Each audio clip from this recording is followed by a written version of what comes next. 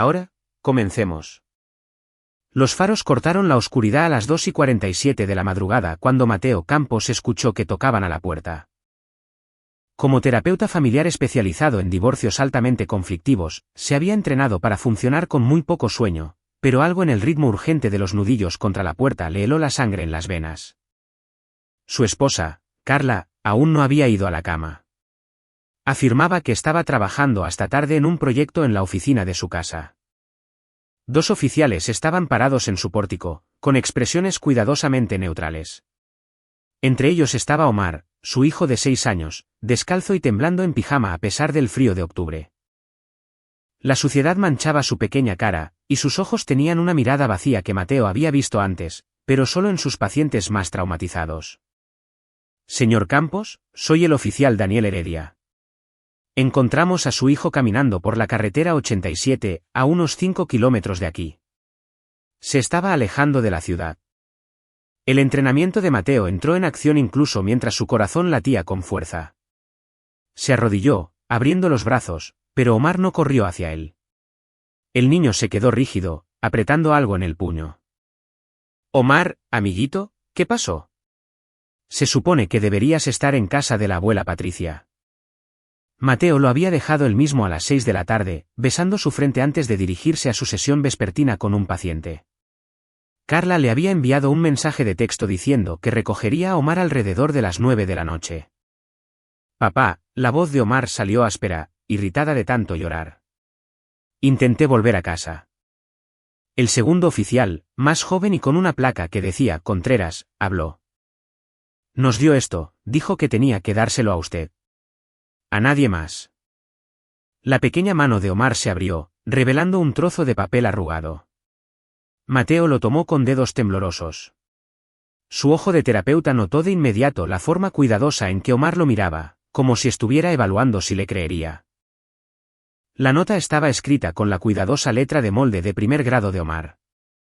Mamá dijo que la abuela se quedaría conmigo. Dijo, papá tampoco me quiere. La abuela me encerró en el cuarto oscuro. Me dio miedo. Me escapé. Quiero a mi papá. El mundo se inclinó. Mateo leyó de nuevo. Cada palabra mal escrita era como un cuchillo. La expresión del oficial Heredia había pasado de ser neutral a algo más duro. Señor Campos, voy a necesitar que me diga exactamente qué se suponía que iba a pasar esta noche, y luego creo que necesitamos hablar con su esposa. La mente de Mateo se aceleró, cayendo en el modo analítico que le servía en su consultorio. Omar iba a pasar la noche en casa de mi suegra, Patricia Jiménez. Estaba planeado desde hace semanas. Mi esposa, Carla, debía recogerlo a las 9 de la noche. Me envió un mensaje diciendo que ya lo había hecho. ¿A qué hora fue ese mensaje? 8:47 de la tarde, Mateo sacó su teléfono y mostró el mensaje. Ya lo recogí. Está bien. Nos vamos a dormir. Hasta mañana. El oficial Contreras intercambió una mirada con su compañero. Señor, encontramos a su hijo a las 2:15 de la madrugada. Había estado caminando durante al menos una hora, tal vez más, basándonos en lo lejos que había llegado.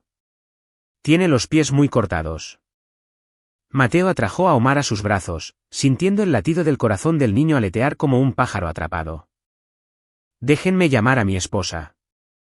El teléfono sonó 6 veces antes de enviarlo al buzón de voz. Lo intentó de nuevo. El mismo resultado. Le envió un mensaje, llámame ahora. Omar está aquí. La policía está aquí. Pasaron 3 minutos en un silencio terrible antes de que su teléfono vibrara. No era Carla. Era Patricia. Cualquier mentira que haya dicho ese niño, no seré culpada por su loca imaginación. La voz de Patricia destilaba desdén antes de que Mateo pudiera hablar. Se ha estado portando mal para llamar la atención. Carla y yo lo discutimos. Quizás si pasaras menos tiempo analizando a los hijos de otras personas y más tiempo disciplinando al tuyo. Caminó 5 kilómetros por una carretera en medio de la noche. Mateo la interrumpió, con una voz mortalmente tranquila. Descalzo. La policía lo encontró. Hubo una pausa. Luego, increíblemente, Patricia se rió.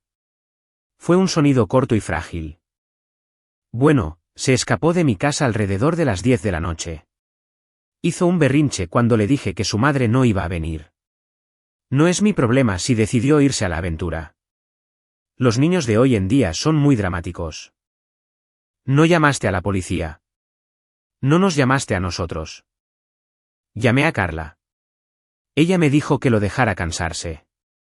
Que ya volvería. Su voz se endureció. Tengo 73 años, Mateo. No voy a andar persiguiendo a un niño malcriado en la oscuridad. Carla me aseguró que estaba bajo control. El oficial Heredia le hizo un gesto para pedirle el teléfono. Mateo se lo entregó, viendo cómo se tensaba la mandíbula del oficial mientras se identificaba y comenzaba a hacer preguntas. La conversación duró un par de minutos antes de que Heredia colgara y se volviera hacia su compañero. La señora Jiménez admite que el niño abandonó su propiedad hace aproximadamente 4 horas y que no reportó su desaparición. Afirma que se comunicó con la madre. Miró a Mateo. ¿Dónde está su esposa? Les mostraré. Mateo cargó a Omar y entró a la casa.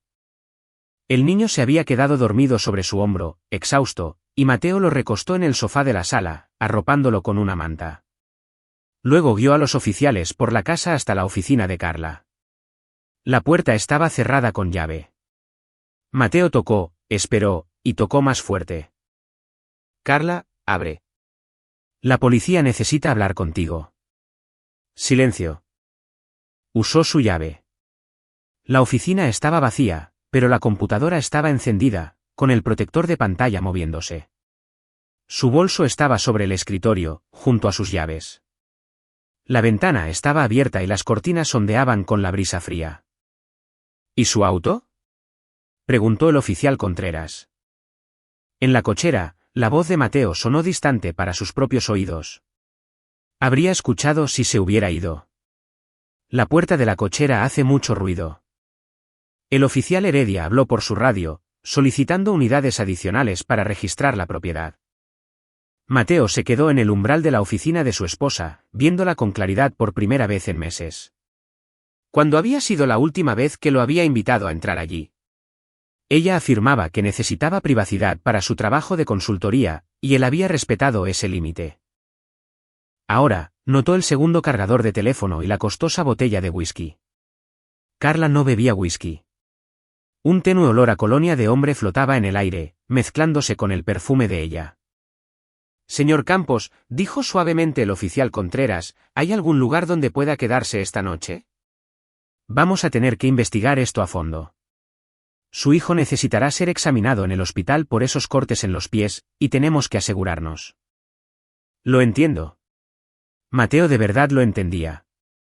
Necesitaban descartar si Omar había sufrido daños más allá de la negligencia. El protocolo era claro. Él testificaba como perito en casos como este. Solo que nunca imaginó que algún día viviría uno. La búsqueda dio con Carla 40 minutos después en la cochera separada de un vecino, a 2 casas de distancia. Se había estado escondiendo en el taller de Lorenzo Cantú. Y no estaba sola. Lorenzo, un desarrollador inmobiliario divorciado que se había mudado hacía 6 meses, estaba con el brazo alrededor de Carla cuando los oficiales abrieron la puerta. Ambos estaban completamente vestidos, pero el saco de dormir extendido en el suelo y las copas de vino contaban su propia historia. Mateo observó desde el pórtico de su casa cómo los escoltaban de regreso. Los ojos de Carla se encontraron con los suyos por un breve momento, y en lugar de vergüenza o remordimiento, vio cálculo. Ya estaba armando su narrativa. Él podía notarlo. 17 años de matrimonio le habían enseñado a leer sus expresiones. Mateo, esto no es lo que parece, comenzó a decir ella mientras el oficial Heredia la guiaba hacia la casa. Tu hijo caminó 5 kilómetros por una carretera porque tu madre lo encerró en un cuarto oscuro y tú le dijiste que no se preocupara cuando él se escapó, dijo Mateo en voz baja. ¿Qué exactamente debería parecer? Está siendo dramático. Ya sabes cómo es. Tiene 6 años. Tiene los pies destrozados. Tiene astillas y cortes por todas las piernas. Estaba lo suficientemente aterrorizado como para caminar por una carretera en la oscuridad. La voz de Mateo nunca subió de tono, pero algo en su forma de hablar hizo que Carla retrocediera. Oficial Heredia, ¿qué procede ahora? Las siguientes horas se volvieron borrosas. Llevaron a Omar al hospital. Mateo fue con él mientras interrogaban a Carla. Se contactó al Sistema Nacional para el Desarrollo Integral de la Familia, DIF. Una trabajadora social llamada Clara Velasco llegó a las 6 de la mañana, y sus amables ojos captaron cada detalle. Mateo respondió a sus preguntas con la misma precisión clínica que utilizaba en sus propias evaluaciones. Sí, su matrimonio había tenido problemas. No, nunca había sospechado de abuso. Sí, Carla se había distanciado en los últimos 6 meses. No, Omar nunca había mostrado miedo a su madre antes, pero últimamente se había mostrado reacio a ir a casa de la abuela Patricia. Pensé que solo se estaba poniendo difícil con las reglas para ir a dormir, admitió Mateo, y aquel fracaso le supo a cenizas. Patricia es estricta. Es a la antigua. Pensé que él. Miró a Omar, que ahora dormía con los pies vendados en alto y un suero intravenoso manteniéndolo hidratado. Soy terapeuta. Asesoro a familias en crisis. ¿Cómo es que no me di cuenta de esto? Clara le tocó el hombro. Señor Campos, en mi experiencia, lo más difícil es ver lo que ocurre en nuestra propia casa. La pregunta es, ¿qué va a hacer ahora? Mateo miró a su hijo, a los moretones que el personal del hospital había encontrado en la parte superior de los brazos de Omar. Marcas con forma de dedos donde Patricia lo había agarrado. Miró las notas de la evaluación psicológica que documentaban a un niño que mostraba signos de ansiedad severa y posible trauma, al reporte policial que documentaría la negligencia de Carla al no recoger a su hijo. Su mensaje de texto falso y cómo se escondió con su amante mientras Omar caminaba descalzo por una carretera. Algo frío y claro se instaló en el pecho de Mateo. Era un terapeuta familiar especializado en divorcios altamente conflictivos y alienación parental. Conocía todas las vías legales, todos los estándares de evaluación psicológica, todas las formas en que el sistema funcionaba y fallaba. Y sabía exactamente cómo usar ese conocimiento. Mateo cruzó la mirada con Clara. Ahora, protejo a mi hijo. Cueste lo que cueste. La mañana siguiente trajo consigo una cascada de revelaciones que Mateo documentó con meticuloso cuidado. Su entrenamiento le había enseñado que la verdad no surgía en confesiones dramáticas, sino en pequeñas inconsistencias, en lo que la gente revelaba cuando creía que nadie la observaba. Carla estaba sentada frente a él en la mesa del comedor, con un representante del DIF y un detective de la policía presentes. Omar estaba arriba con un consejero de trauma. La casa se sentía como la escena de un crimen, lo cual, Mateo supuso, era cierto. Quiero un abogado, fueron las primeras palabras de Carla. No está bajo arresto, dijo el detective Rubén Huerta. Pero necesitamos entender qué pasó anoche.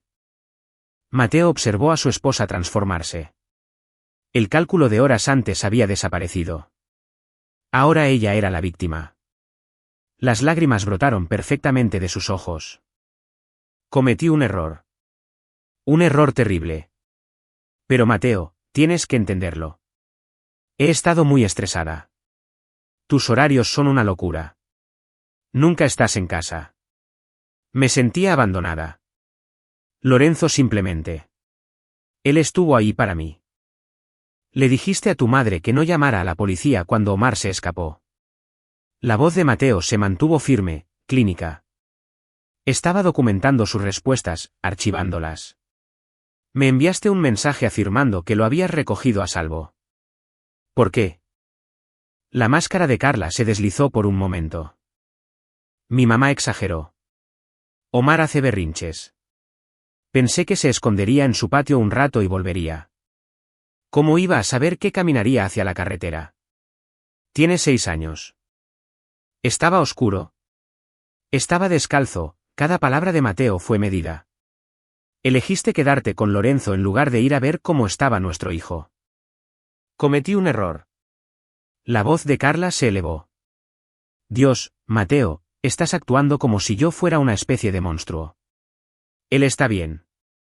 Los niños son resilients. ¿Siempre le dices eso a tus pacientes, no es así? Tal vez deberías seguir tu propio consejo en lugar de ser tan dramático. El detective Huerta se aclaró la garganta. Señora Campos, encontramos mensajes de texto entre usted y su madre. ¿Le gustaría explicarlos? El detective colocó capturas de pantalla impresas sobre la mesa. Mateo esperaba que la aventura estuviera documentada. La gente rara vez era tan cuidadosa como creía, pero lo que leyó le heló la sangre. Los mensajes databan de hace 3 meses.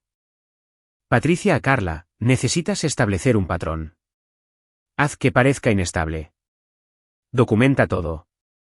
Mi abogado dice que los tribunales favorecen a las madres, pero necesitas pruebas.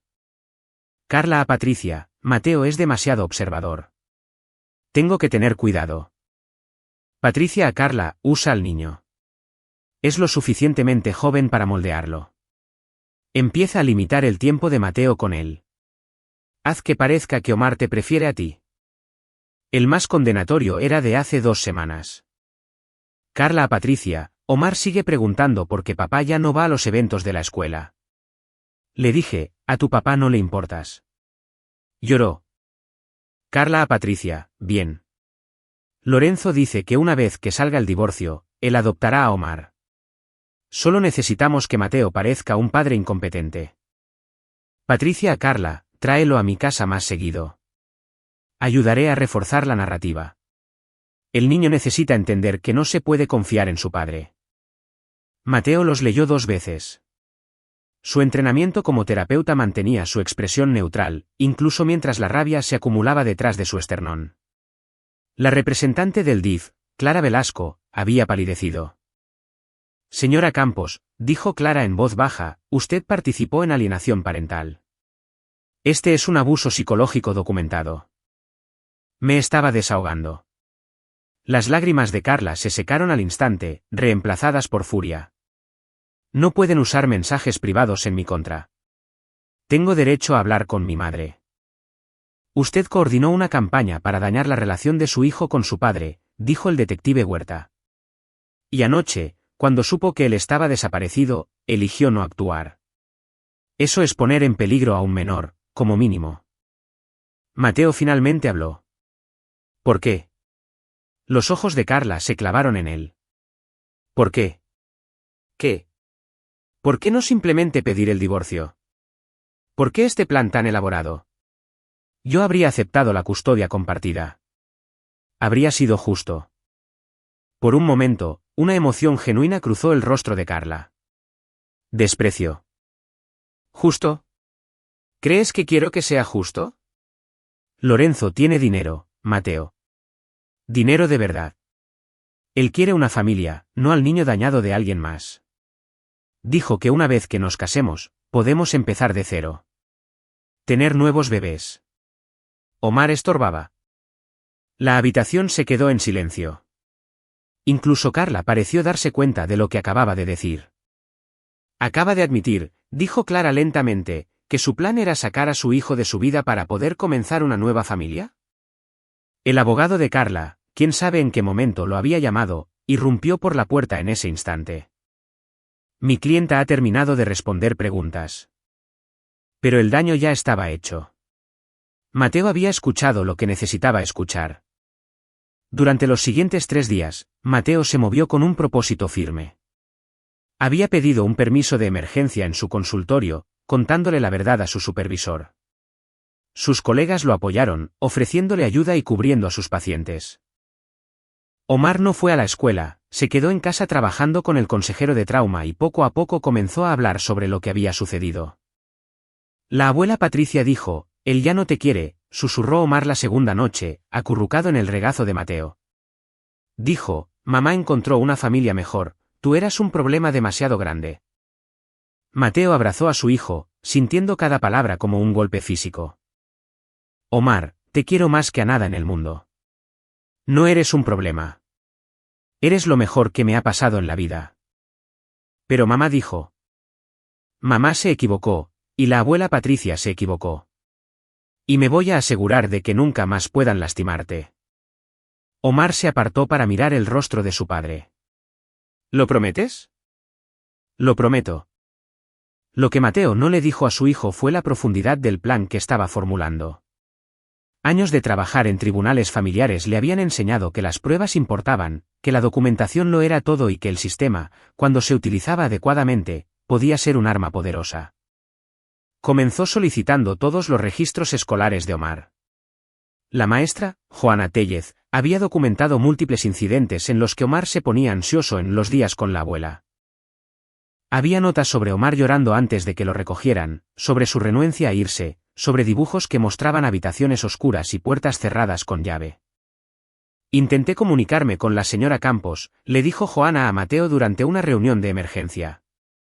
Me dijo que Omar solo estaba siendo un niño apegado, que usted era demasiado blando con él y que yo debía ignorarlo. Pero señor Campos, llevo 15 años enseñando. Eso no era apego. Eso era miedo. Mateo registró todo. Las notas del pediatra de una visita 3 meses atrás, donde Omar tenía moretones que Patricia había justificado como cosas de niños. Los testimonios de vecinos que habían escuchado a Patricia gritándole a Omar a través de las ventanas abiertas. La otra abuela, la madre de Mateo, Irma Campos, admitió entre lágrimas que Patricia le había dicho que no la necesitaban, que ella estaba arruinando la crianza de Carla. Cada pieza de evidencia era un ladrillo en el muro que Mateo estaba construyendo. Pero necesitaba más. Necesitaba que Patricia y Carla mostraran su verdadera naturaleza en un entorno donde no pudiera ser negada. Y encontró su oportunidad a través de Lorenzo Cantú. Mateo había investigado. Lorenzo era rico, encantador y tenía un historial de 3 divorcios previos. Lo que fue más interesante fue lo que Mateo encontró cuando realizó una verificación de antecedentes más profunda, algo que tenía derecho a hacer como padre preocupado que investigaba quién podría estar cerca de su hijo. Lorenzo Cantú tenía irregularidades financieras. Nada penal, pero sí quejas de socios comerciales anteriores, acusaciones de fraude que se resolvieron fuera de los tribunales y, lo más condenatorio, una orden de restricción de su segunda esposa, quien afirmaba que había sido emocionalmente abusivo con su hija adolescente. Mateo hizo copias de todo y se las envió a su abogado, Armando Herrera, uno de los mejores abogados de derecho familiar del Estado. Esto es bueno, dijo Armando, esparciendo los documentos por su escritorio. Pero no es suficiente para garantizarte la custodia completa. Carla afirmará que cometió un error, que ha aprendido la lección. Patricia dirá que Omar nunca estuvo en peligro real. Necesitamos que le muestren al tribunal quiénes son realmente. Lo sé, dijo Mateo. Y tengo una idea. La idea surgió de su experiencia profesional. En los divorcios altamente conflictivos, la verdad a menudo emergía durante las evaluaciones de custodia, evaluaciones psicológicas integrales realizadas por terceros neutrales. Mateo no podía evaluar a Omar por sí mismo, pero podía solicitar que alguien más lo hiciera. Y sabía exactamente a quién pedírselo, al doctor Javier Reyes, un colega conocido por su minuciosidad y su nula tolerancia hacia la alienación parental. Pero el plan de Mateo iba más allá. Necesitaba que Carla y Patricia creyeran que estaban ganando. Las necesitaba demasiado confiadas, descuidadas. Así que les dio lo que querían. En la primera audiencia de custodia de emergencia, el abogado de Mateo argumentó a favor de la custodia completa temporal.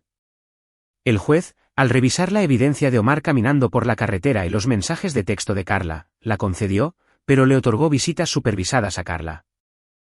Mateo observó el rostro de su esposa cuando se dictó el fallo. En lugar de miedo o remordimiento, vio furia. Ella creía que era la víctima, que el sistema estaba siendo injusto. Patricia, sentada detrás de ella, tenía la misma expresión. Perfecto. Porque Mateo sabía algo sobre las personas que creen que fueron agraviadas injustamente. Se defenderían, y al pelear, se rebelarían a sí mismas.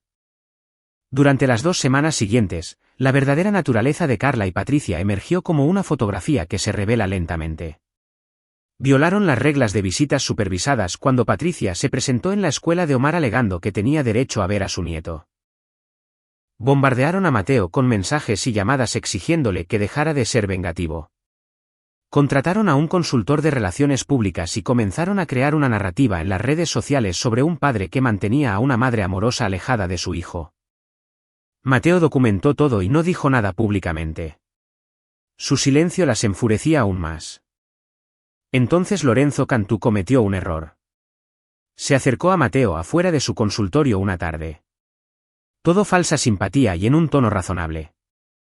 Mira, amigo, lo entiendo. Carla cometió errores, pero esto ha ido demasiado lejos. Omar necesita a su madre. Lo estás lastimando para castigarla a ella. Mateo estudió al hombre que había estado durmiendo con su esposa mientras Omar estaba encerrado en un cuarto oscuro. ¿Crees que estoy haciendo esto como castigo? ¿De qué otra forma lo llamarías? Vamos, sé racional. Carla es una buena madre. Un error no la define. Y lo de Patricia. Las personas mayores son de otra generación. No puedes juzgarla con estándares modernos. Tiene pesadillas todas las noches, dijo Mateo en voz baja. Se despierta gritando que está perdido, que nadie lo quiere. Se estremece cuando digo que vamos a visitar a algún familiar. Así es como se ve un error. La máscara razonable de Lorenzo se cayó.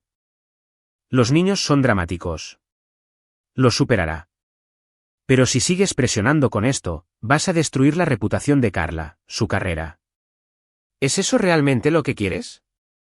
¿Ser ese tipo que le arruina la vida a su exesposa? Quiero a mi hijo a salvo. Si la reputación de Carla sufre porque puso en peligro a nuestro hijo, no soy yo arruinando nada. Son las consecuencias de sus actos. Los ojos de Lorenzo se endurecieron. Bastardo engreído. ¿Te crees tan perfecto? Nunca estuviste allí. Te enterraste en tu trabajo, analizando a las familias de otras personas mientras la tuya se desmoronaba. Carla necesitaba a alguien y yo estuve ahí. Omar se adaptará. Los niños siempre lo hacen. Pero tú. Tú vas a terminar solo, aferrándote a este rencor mientras Carla y yo construimos una familia de verdad. ¿Es eso una amenaza? Es la realidad. Abandona esta pelea por la custodia.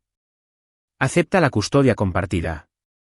Sé razonable o te prometo que te haremos la vida imposible. Patricia tiene conexiones. Carla conoce gente. Perderás tu consultorio, tu reputación. Te pintaremos como el inestable. Mateo dejó que el silencio se prolongara, observando cómo aumentaba la confianza de Lorenzo. Luego sonrió levemente. Gracias por aclarar tu postura. Lorenzo frunció el ceño. ¿Qué? Grabo todas mis conversaciones, señor Cantú. Es un hábito por mi trabajo. A veces los pacientes hacen afirmaciones que luego niegan. Considero que la documentación es invaluable. Mateo sacó su teléfono y mostró la aplicación de grabación capturando activamente su conversación. Acaba de admitir coerción y me amenazó con destruir mi carrera si sigo buscando la custodia de mi hijo, a quien pusieron en peligro. Eso le va a parecer muy interesante al juez.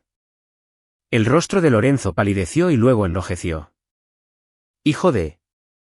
Le recomendaría que se vaya ahora y le diga a Carla que su estrategia de intimidación no va a funcionar. Lorenzo se fue furioso y Mateo agregó la grabación a su creciente archivo.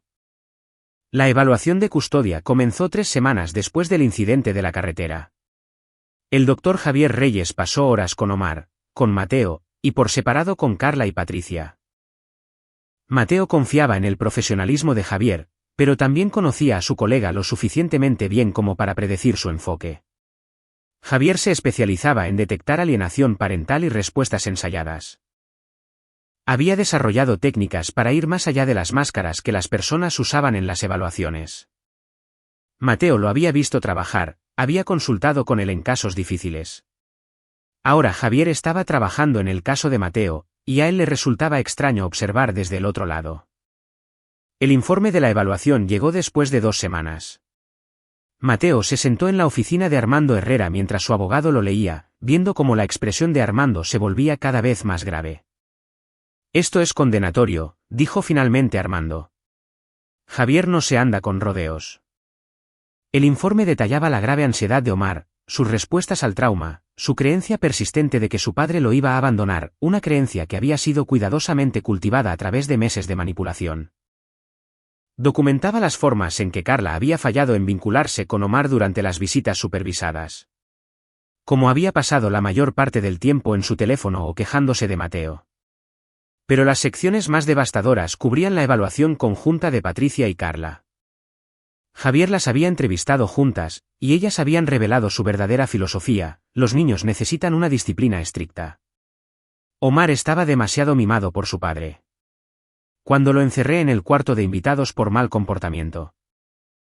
Fue un método de corrección comprobado. Mi generación entendía que los niños necesitan límites firmes. No pensé que fuera gran cosa que caminara por la carretera. Sabía el camino a casa. Solo fueron 5 kilómetros.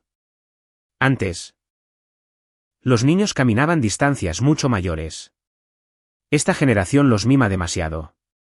Omar se beneficiaría de pasar menos tiempo con su padre. El enfoque terapéutico de Mateo lo ha hecho blando, demasiado emocional.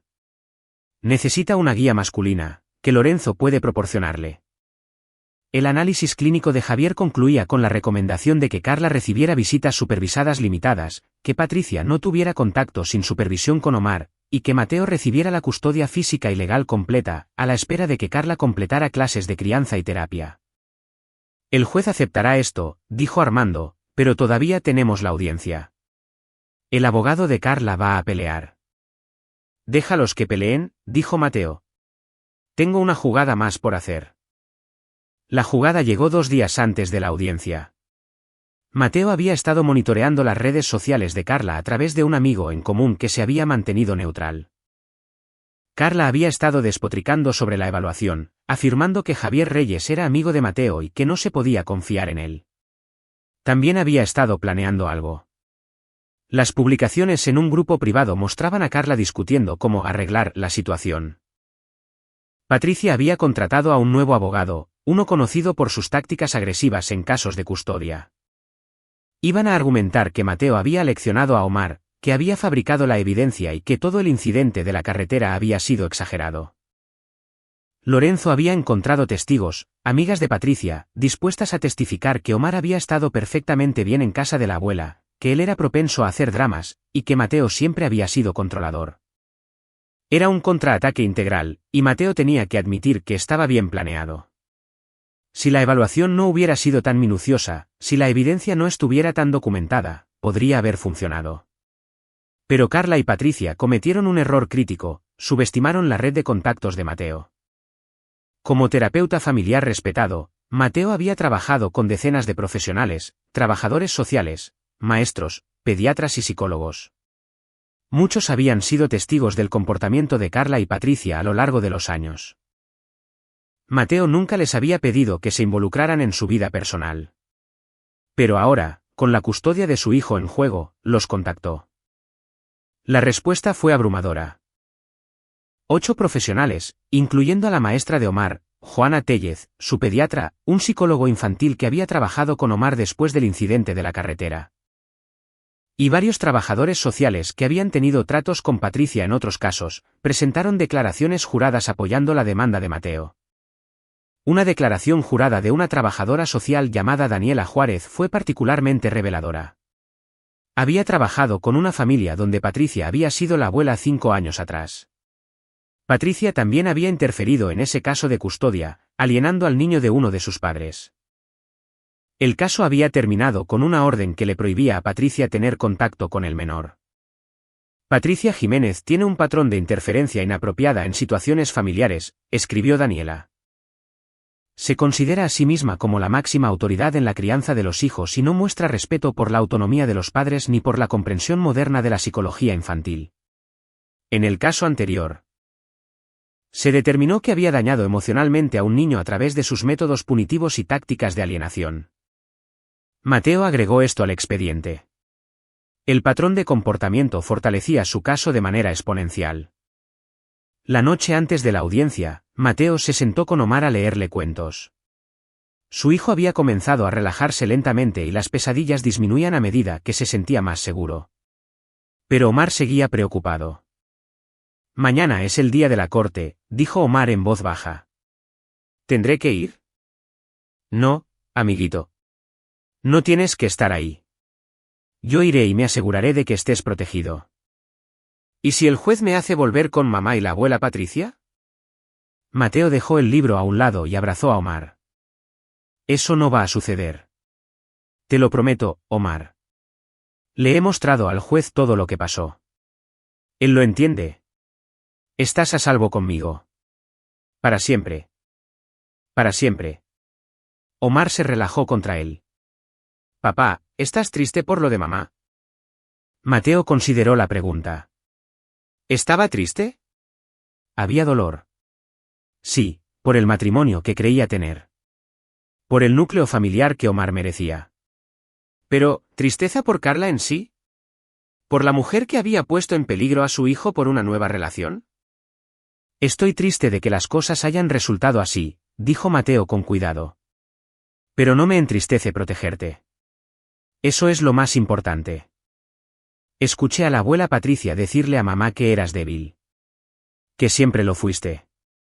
Omar levantó la vista hacia su padre. Pero no eres débil.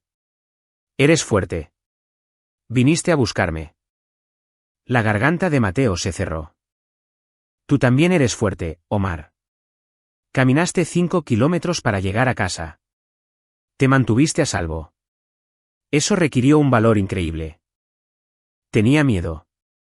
Tener miedo y hacerlo de todos modos. Eso es lo que significa el valor. Se sentaron en un cómodo silencio por un rato antes de que Omar hablara de nuevo. Papá, ¿alguna vez tendré que volver a ver a la abuela Patricia? No a menos que tú quieras, y no a menos que yo esté allí contigo. No quiero. Es mala. Dijo cosas feas de ti. Dijo que ibas a regalarme. Yo nunca haría eso. Lo sé, pero ella lo repetía mucho. Mamá también lo dijo. Decían que me ibas a mandar lejos porque yo daba demasiado trabajo. La voz de Omar se volvió muy pequeña. ¿Doy demasiado trabajo? Mateo tomó el rostro de su hijo entre sus manos. Omar, escúchame. No das demasiado trabajo. No eres demasiado de nada. Eres exactamente perfecto como eres. Eres mi hijo, y te amo más que a nada en este mundo. Lo que tu mamá y tu abuela dijeron fue una mentira. Estuvo mal. Y pasaré cada día demostrándote que era mentira. Omar lo abrazó con fuerza, y Mateo se aferró a él, sintiendo el peso de la confianza de su hijo. Por esto era por lo que estaba luchando. No por venganza. No por vindicación. Protección, la absoluta certeza de que Omar nunca más dudaría del amor de su padre. La audiencia de custodia comenzó a las 9 de la mañana en el tribunal familiar. El juez Roberto Santana presidía, un hombre de unos 60 años con reputación de ser justo y de tener poca tolerancia hacia la alienación parental. Mateo se había presentado en su corte antes como perito. El juez lo reconoció. Señor Campos, bajo diferentes circunstancias, lo tendría en el estrado de los testigos brindando testimonio experto hoy. Usted es el demandante. Debe sentirse inusual. Sí, su señoría, dijo Mateo. Pero ha aclarado mi comprensión de lo que atraviesan mis pacientes. Carla estaba sentada al otro lado de la sala con su abogado, Saúl Lomelí, conocido por la defensa agresiva de madres en casos de custodia. Patricia estaba sentada detrás de ellos, con una expresión altiva e implacable. Lorenzo no estaba presente. Armando había argumentado con éxito que no tenía legitimidad en el caso, pero su presencia se sentía. Armando Herrera presentó el caso de Mateo metódicamente. La línea de tiempo de los eventos de la noche en que Omar caminó por la carretera. Los mensajes de texto que mostraban la coordinación entre Carla y Patricia. Los informes médicos que detallaban las lesiones y el estado psicológico de Omar. Los registros escolares que documentaban el miedo del niño. La evaluación de custodia del Dr. Reyes. Luego vinieron las declaraciones juradas de los 8 profesionales, cada una añadiendo peso al cuadro de abuso y negligencia emocional sistemática. El abogado de Carla contraatacó con fuerza, pero su estrategia quedó clara rápidamente: minimizar, justificar, atacar a Mateo. Señor Lomelí, interrumpió el juez Santana durante la declaración de apertura. Está argumentando que dejar a un niño de 6 años encerrado en una habitación a oscuras, sabiendo que huiría, y luego no llamar a la policía o recogerlo mientras caminaba descalzo por una carretera constituye una crianza razonable. Su señoría, Estoy argumentando que un error de juicio durante un periodo de estrés personal para la señora Campos no debería resultar en que pierda la custodia de su hijo. Un error, el juez Santana levantó el grueso expediente. Estoy viendo meses de alienación parental documentada. Intentos sistemáticos de dañar la relación del niño con su padre y negligencia que podría haber resultado en la muerte del menor. Eso no es un solo error. La señora Campos está dispuesta a asistir a clases para padres y a someterse a terapia. Eso es lo mínimo que se espera, dijo el juez secamente. Continúe. Saúl Lomelí llamó a Patricia Jiménez al estrado. Fue un error estratégico, y Mateo vio cómo Armando apenas reprimía una sonrisa. Patricia se presentó como una abuela preocupada, tradicional pero amorosa. Habló sobre el estrés de Carla, sobre las largas horas de trabajo de Mateo, sobre cómo Omar era un niño difícil que necesitaba estructura. Luego, Armando la interrogó. Señora Jiménez, usted encerró a Omar en el cuarto de invitados. ¿Por cuánto tiempo? 1 hora tal vez, hasta que se calmó. Y era una habitación oscura. Yo apagué las luces. Necesitaba aprender a tener consecuencias. Omar tiene 6 años. Le teme a la oscuridad. Su maestra lo confirmó. Su terapeuta lo confirmó. Usted lo sabía, ¿correcto? La mandíbula de Patricia se tensó. Los niños necesitan superar sus miedos siendo encerrados con lo que los aterroriza. Se llama disciplina, señor Herrera. Algo de lo que esta generación no sabe nada. Ya veo. Y cuando Omar se escapó de su casa, llamó a su hija, pero no a la policía. ¿Por qué? Carla es su madre. Ella se estaba encargando. ¿Cómo se estaba encargando? Me dijo que Omar estaba siendo manipulador, pero que volvería cuando se cansara. ¿Se le ocurrió que un niño de 6 años, de noche, descalzo y solo, podría estar en peligro? La expresión de Patricia se volvió fría. Es hijo de Mateo. Probablemente sabía exactamente lo que estaba haciendo, causando drama para llamar la atención. ¿Cree que un niño de 6 años orquestó caminar por una carretera como táctica de manipulación? Creo que los niños aprenden la manipulación de sus padres. Mateo siempre ha sido demasiado dramático.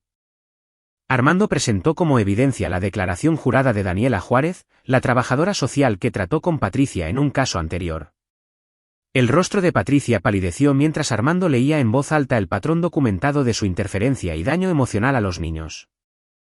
Señora Jiménez, un tribunal determinó hace 5 años que usted había participado en alienación parental en otra familia.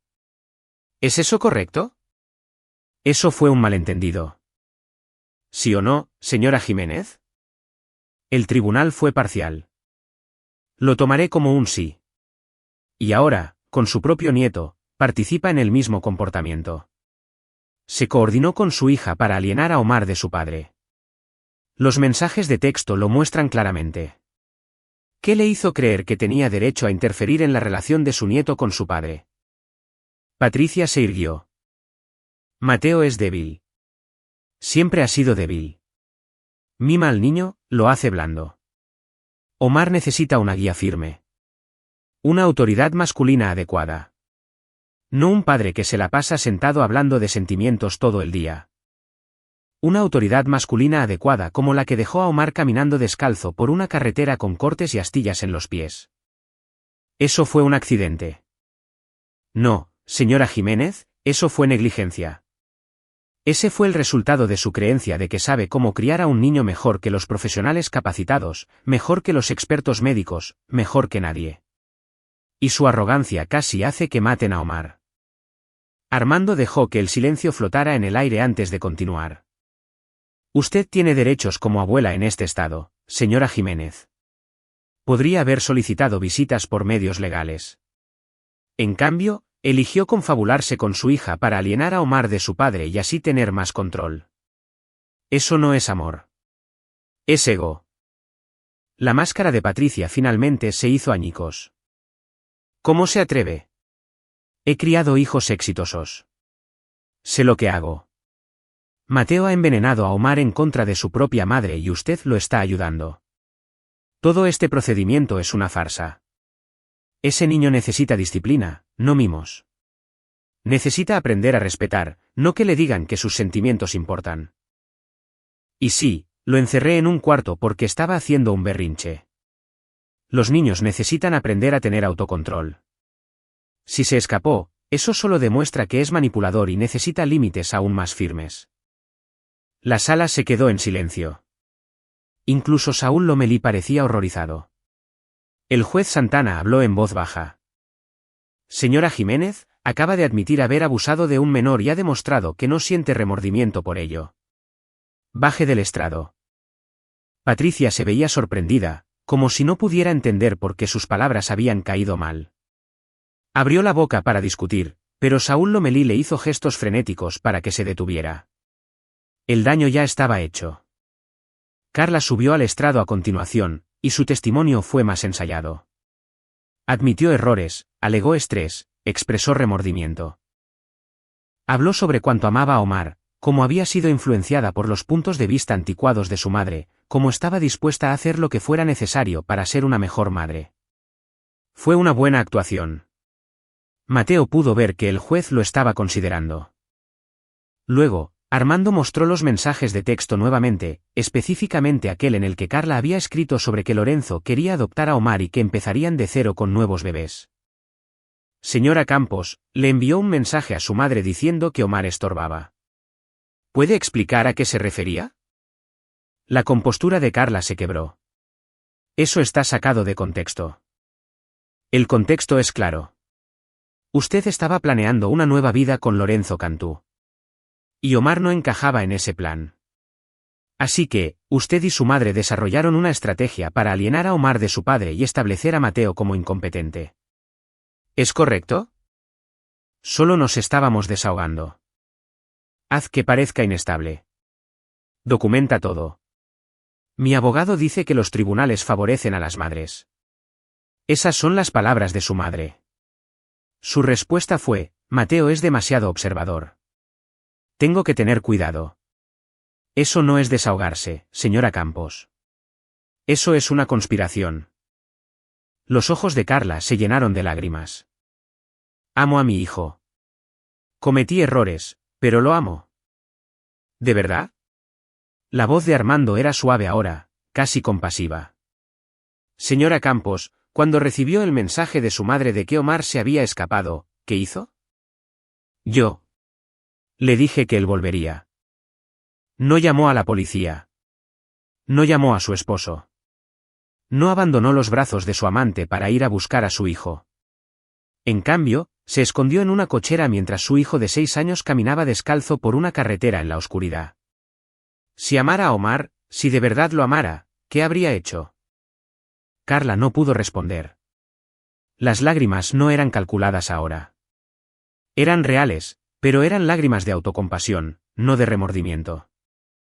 Le planteó al tribunal, dijo Armando, que la señora Campos ama más la idea de ser madre de lo que ama el trabajo real de la maternidad. Ama el estatus social, la narrativa, la identidad. Pero cuando Omar más la necesitaba, cuando estaba perdido, asustado y en peligro, eligió a su amante por encima de su hijo. Eso no es amor. Eso es narcisismo. El último testigo fue el doctor Javier Reyes, cuyo testimonio fue clínico y condenatorio. Guió al juez a través del estado psicológico de Omar, los signos de trauma, la forma en que al niño se le había enseñado sistemáticamente a dudar del amor de su padre. En mi opinión profesional, concluyó Javier, Omar Campos ha sido sometido a un severo abuso emocional a través de la alienación parental. Requiere de terapia significativa y de un entorno estable y constante para recuperarse. La señora Campos y la señora Jiménez no han demostrado entender el daño que han causado ni sienten un remordimiento genuino. Hasta que completen una terapia extensa y demuestren un cambio de comportamiento, representan un riesgo psicológico para el bienestar de Omar. El juez Santana pidió un receso. 2 horas después, regresó con su fallo. He sido juez de un tribunal familiar durante 23 años, comenzó. He visto cosas terribles. Padres que usan a sus hijos como armas. Abuelos que interfieren de formas que perjudican en lugar de ayudar. Pero este caso es particularmente atroz porque la señora Campos y la señora Jiménez genuinamente creen que no hicieron nada malo. Miró a Carla. Señora Campos, usted puso en peligro la vida de su hijo. No a través de un momento de distracción, sino a través de una serie calculada de decisiones en las que priorizó su relación romántica sobre la seguridad de su hijo. Sus mensajes de texto revelan un plan para alienar a Omar de su padre.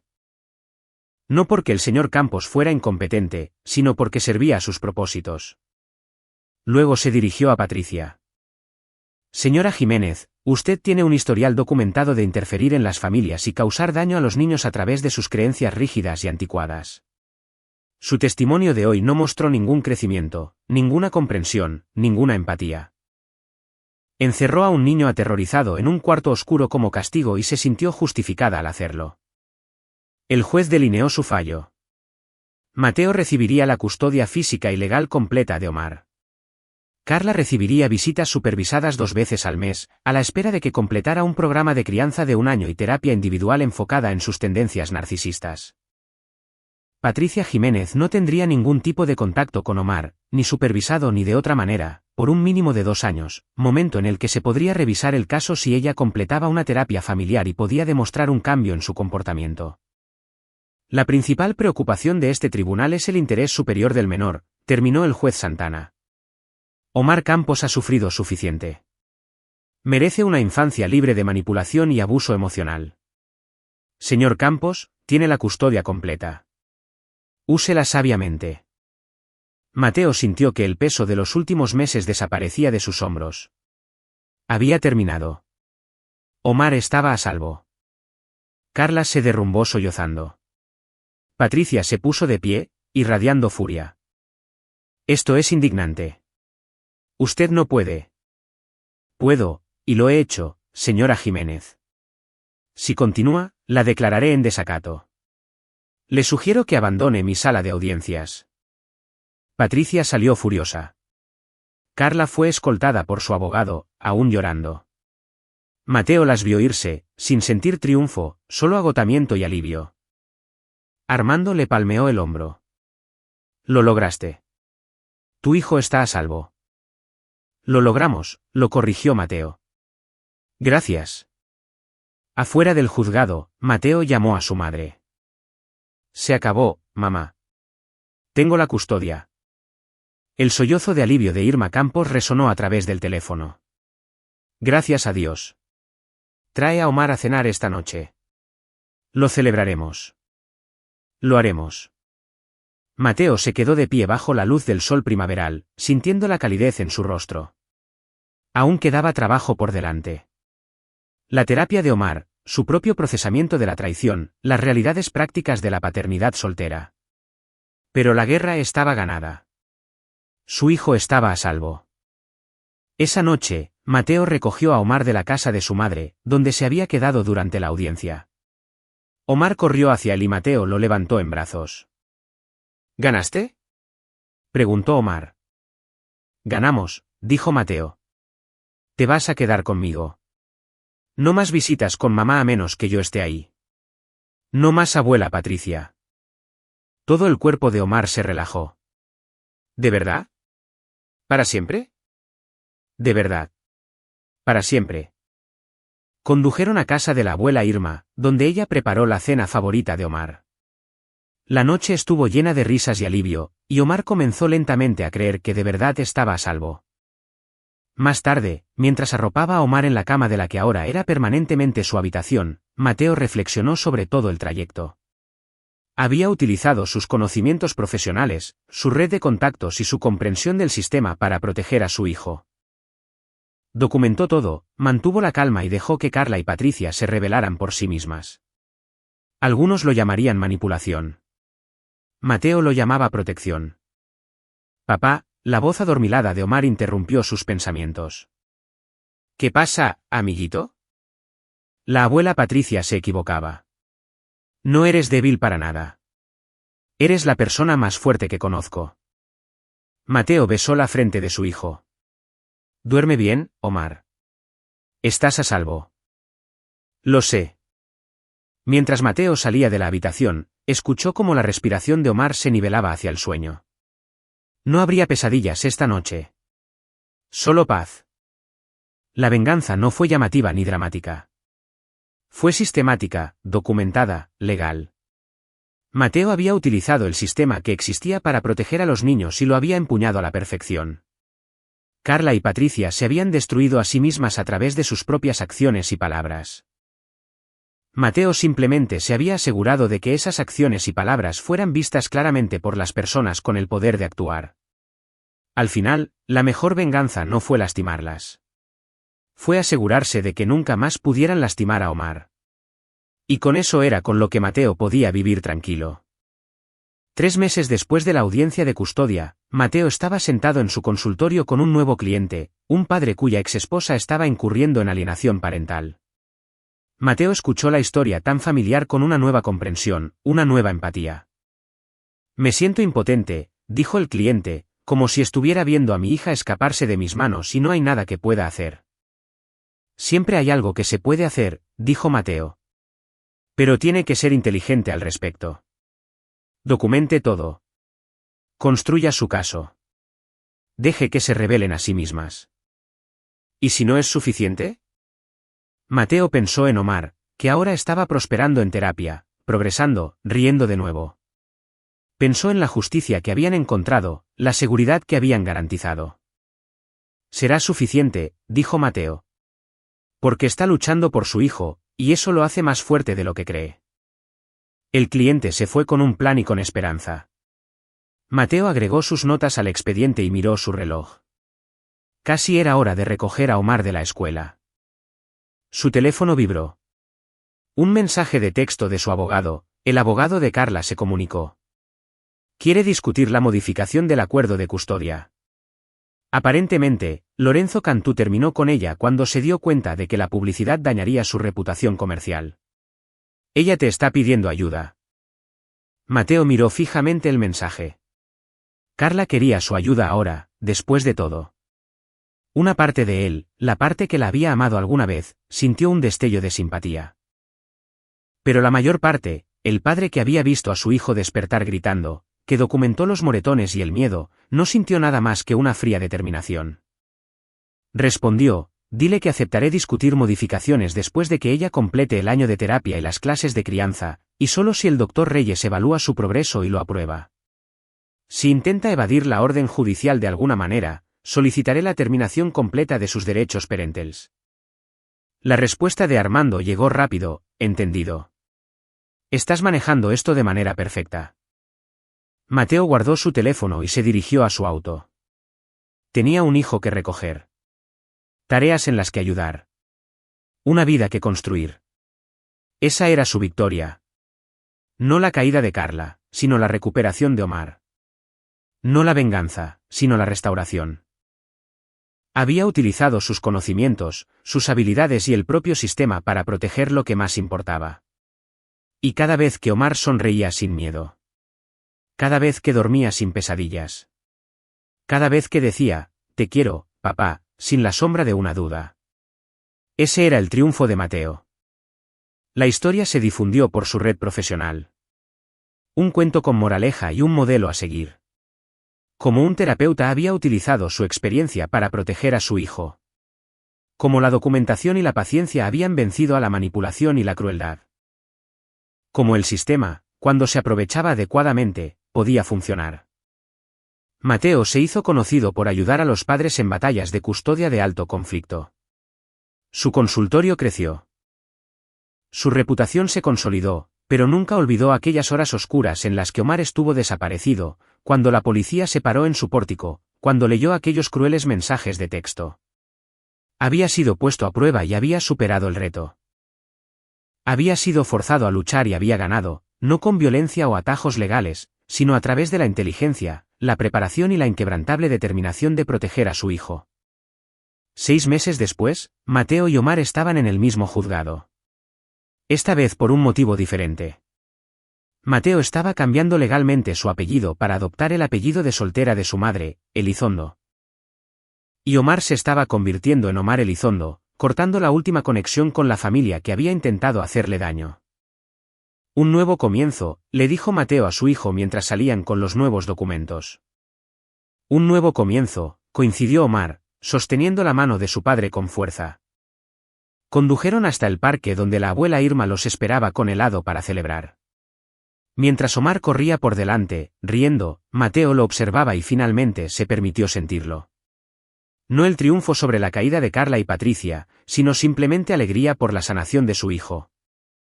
Esa era la verdadera victoria. Eso era lo que hacía que todo valiera la pena. Omar estaba a salvo, amado y aprendiendo a confiar de nuevo. Y Mateo Campos Elizondo, el terapeuta que había luchado por su hijo utilizando todas las herramientas a su disposición, finalmente podía descansar sabiendo que había hecho lo que prometió, proteger a su hijo, costara lo que costara. El final de este capítulo fue en realidad el comienzo de su nueva vida. Una construida sobre la verdad, la seguridad y el vínculo inquebrantable entre un padre y su hijo. Se había hecho justicia no a través de la venganza, sino a través del acto simple y poderoso de un padre que se negó a permitir que su hijo fuera lastimado. Y eso, pensó Mateo mientras veía a Omar reír bajo la luz del sol, era el mejor tipo de victoria que existía. Y ahí lo tienen. Otra historia llega a su fin. ¿Qué les pareció? Me encantaría leer su opinión en los comentarios de abajo. Si disfrutaron de esta historia, consideren unirse a nuestra comunidad suscribiéndose. Significa muchísimo para nosotros. Para más historias como esta, échenle un vistazo a los vídeos recomendados en pantalla, y los veré por allá.